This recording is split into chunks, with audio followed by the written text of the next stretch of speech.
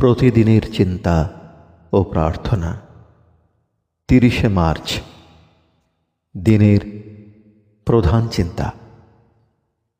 একান্ত ভক্তি সকল কিছু শুদ্ধ করিয়া দেয়, মুখস্থ করা যায়। লোভিনু শরণ যবে তব পদতলে, সম্পূর্ণ হইল মোর অসম্পূর্ণ গান। মোর সঙ্গীতের ভগ্ন সুর হইল সুতান, জীবন লহিল নূতন পূর্ণতা আবার।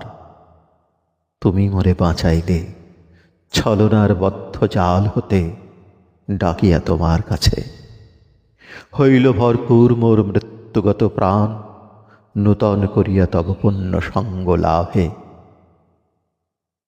উপদেশ: জগতের সেবা কে বেশি করিতে পারে?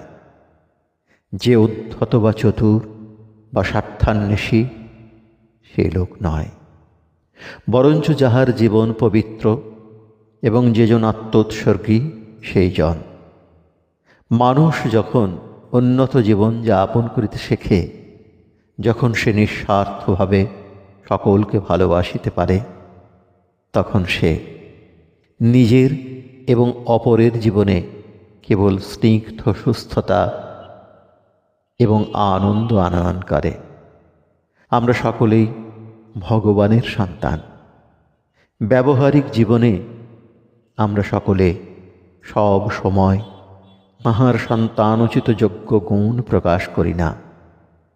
দৈনন্দিন জীবনযাত্রার মধ্য দিয়ায় আমরা তাঁহার সন্তানের উপযুক্ত গুণাবলী বিকশিত করিব।